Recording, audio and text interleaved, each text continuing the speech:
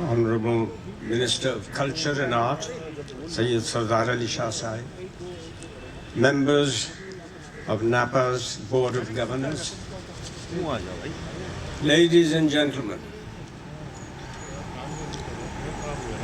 One of the reasons I refuse to be interviewed on television is that they always ask inane questions such as, what is your favorite book? What is your favorite dish? How? You can nominate your favorite dish, which may be bangers and mash, and by nominating it you wish to convey that given an option, you would rather have bangers and mash and not biryani, for example. But when you declare, let us say, that Brothers Karamazov is your favorite book, you would rather read, that is the implication, you would rather read Brothers Karamazov instead of half a dozen other books. I am an avid reader. Books are for me pure magic, festive, curious, full of other lives and voices and quiet existences raised to the point of exuberance and excitement. Books portray and that I belong to a breed conservative in nature, insensitive to all modern achievements, and thoroughly blind to the wonders of computer age. What is classics? What is classicism? If I were to be flippant, I would quote Alan Bennett and say classics is a book which everyone is assumed to have read and which they often think they've read themselves. Seriously though, if you turn to dictionaries, you'd find that they tell you that it pertains to Greek and Latin art and culture.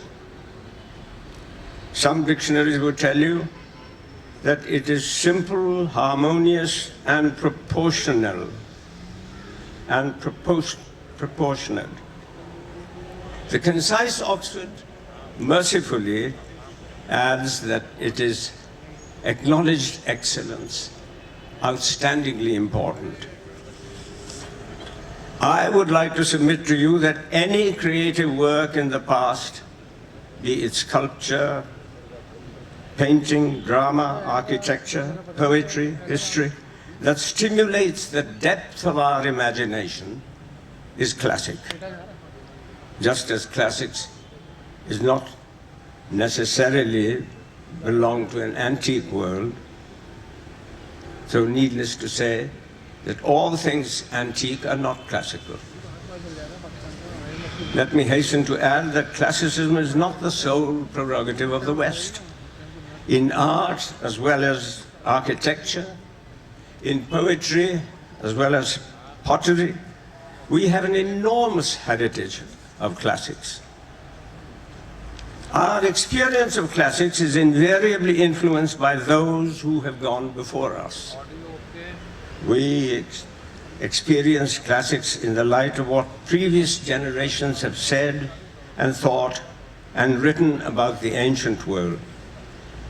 Part of the contemporary appeal of classics lies in the way that ancient writers confronted traditions of their own world. In their works, we see them debating what we now call multiculturalism of their own societies. In the last 75 years, there has been a great deal of argumentation about culture.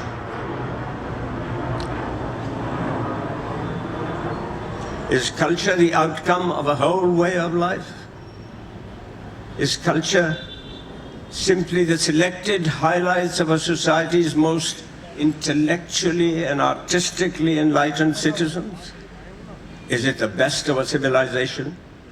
Or is it a conglomeration of disparate antagonistic forces which reflect disintegration and decisiveness of a society at a given period like ours right now. In our part of the world, no two people agree on the definition of culture. Is culture the outcome of a whole way of life? Or is it simply the selected highlights of a society's enlightened citizens? Does culture generate sensibility and taste? I doubt it. It is true that when culture becomes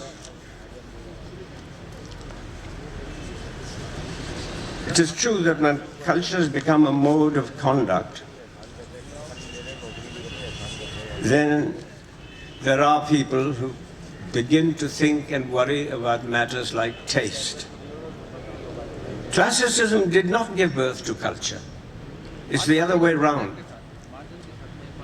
I feel that culture is a forbidding word.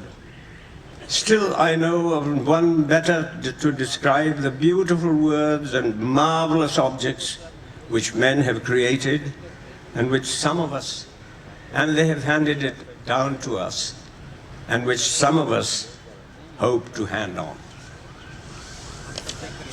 Does culture generate sensibility and taste?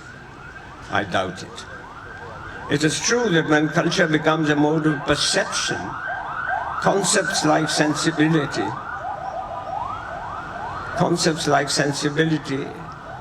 and taste evolve. But in countries like ours, dominated by ideological and demagogic concerns rather than cultural, individuals alone worry about matters like taste. In our society, the taste that we profess publicly is more often than not in contrast with what we cherish in our privacy.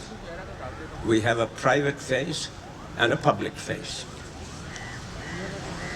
Is culture the outcome of a whole way of life? Or is it the selected highlights of a society's artistically enlightened citizens? Does culture create sensibility? I doubt it.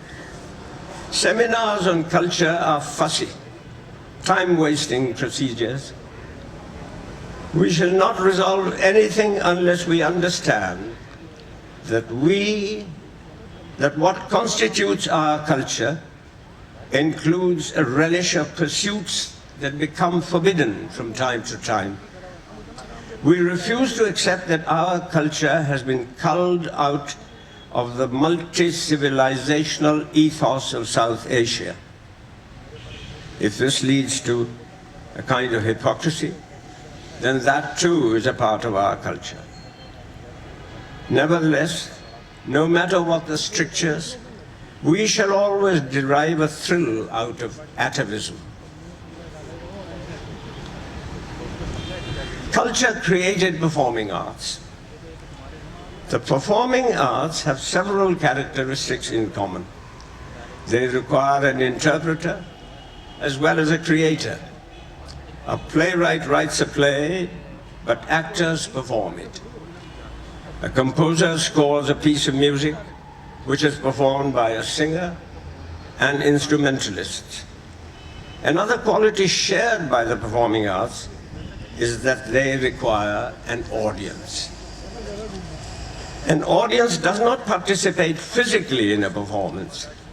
It does so vicariously. I'm not speaking of pop music events. Seeing a sharp, a penetrating performance, we forget who we are and where we are. We enter the imaginary world we see before us. We are transported not only from a country to another country, from a century to another century, but to the realm of beyond. This is a phenomenon we experience because of what Coleridge called willing the suspense of disbelief. We want so much to believe in what's happening on the stage that we put aside all literal and practical considerations in order to enter the world of drama. Drama not just in a drama as it was written, but drama inherent in music, in speech, in movement, in gesture. If we pause to consider how often we use theatre as a metaphor to describe the situations and people, you would be compelled to believe that theatre is the liveliest of human activity. Every day we think or say, oh, he's highly theatrical, or she behaves like a prima donna. When we are unable to enter children's world, we say they are play acting. We refer to the battleground in which a war is fought as its theatre. Theatre is an art form with its own characteristics, its own quality, coherence, and integrity. Theatre is simply what cannot be expressed by any other means. A complexity of words, movement, and gesture, conveying a vision of the world. There is no denying the fact that we have talent in our country.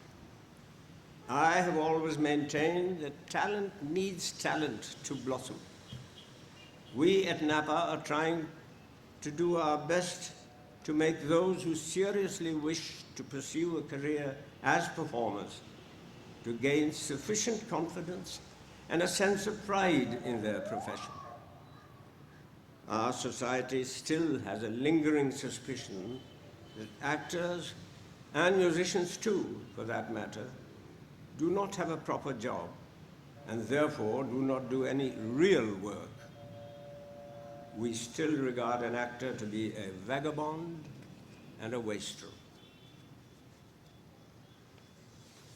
Ladies and gentlemen, I am aware that our efforts can only bear fruit in a less intolerant society. I see no way out of the mediocrity which currently rules our perceptions and our imagination, unless we give up making compromises, or how woebegone the state of affairs. I can offer you no words of wisdom that can mitigate the anguish we are surrounded by. I can only hold on to my belief, life, other than work.